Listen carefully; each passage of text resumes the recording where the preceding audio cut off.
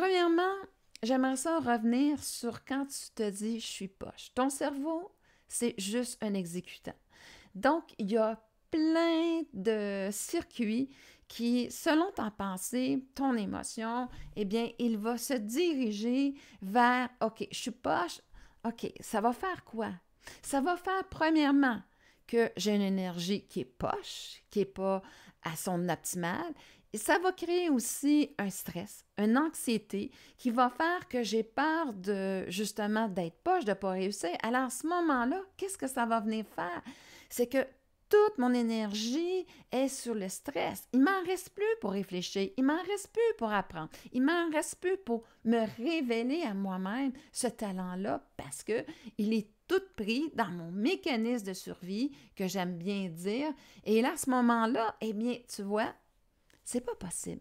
C'est impossible d'y arriver à partir de cette émotion-là, de me sentir poche. Parce qu'une émotion, c'est une énergie, c'est une vibration, et toutes mes pensées vont être aussi à ce niveau-là.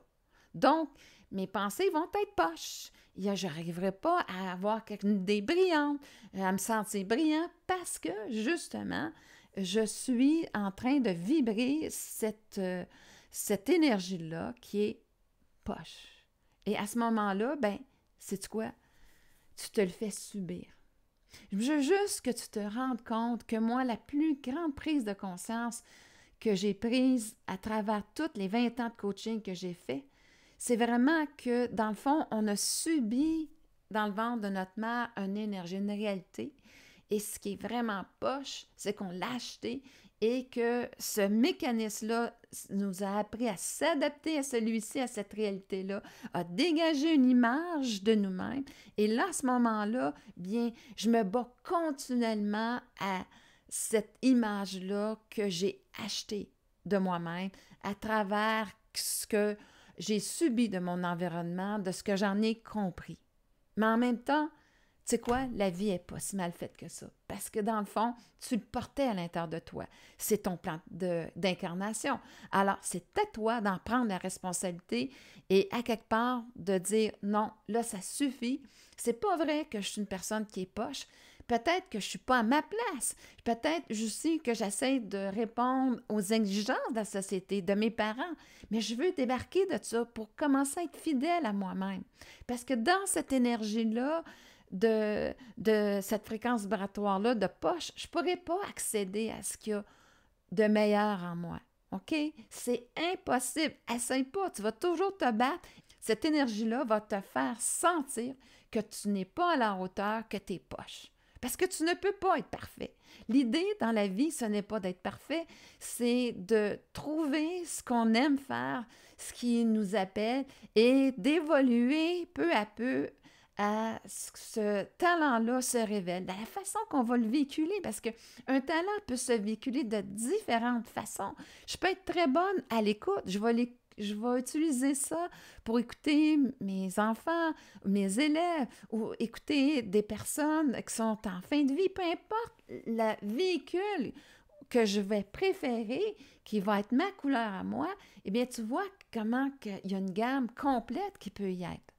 Et c'est ça que je veux que tu prennes conscience. À ce moment-là, quand je suis taxée à dire « Hey, attends une minute, moi j'ai un talent unique, je vais le découvrir, je veux commencer à m'inspirer de ce talent-là. Je veux commencer à le vivre à travers ma vie, à l'installer dans ma vie et de voir comment ça va goûter bon de l'installer, de voir que finalement, c'est incroyable comment j'aime la personne que je suis à travers ce talent-là. Peu importe les personnes qui vont être devant moi, je le sais. Et là, à ce moment-là, quand je sais ça à propos de moi, bien, ce talent-là, il va se développer, il va prendre forme.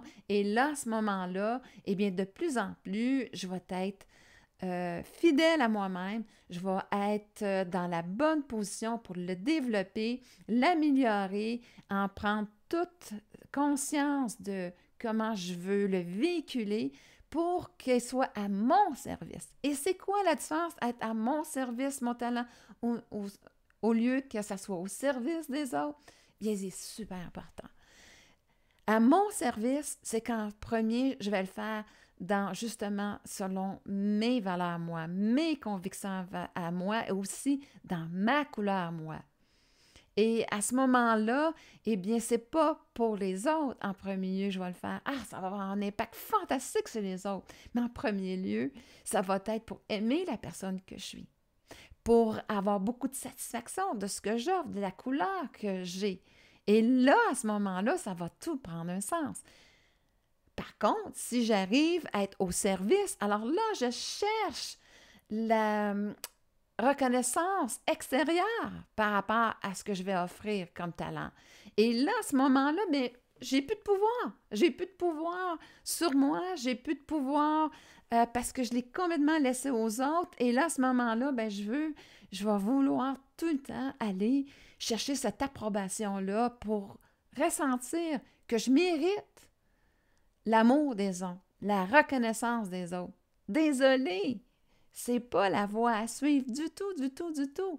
Parce que tu vas toujours rencontrer des gens qui, ben ça les intéressera peut-être pas, qui n'ont pas cette qualité-là, et quand que tu l'as, ben ils vont te reprocher parce qu'ils vont en être jaloux, mais ils n'en ont pas conscience de ça. Alors, tu vois pourquoi ça ne peut pas aller dans ce sens-là. Et le plus gros danger qui te guette à ce moment-là, c'est de te déconnecter de ton talent. Parce que tu vas croire justement qu'il est poche.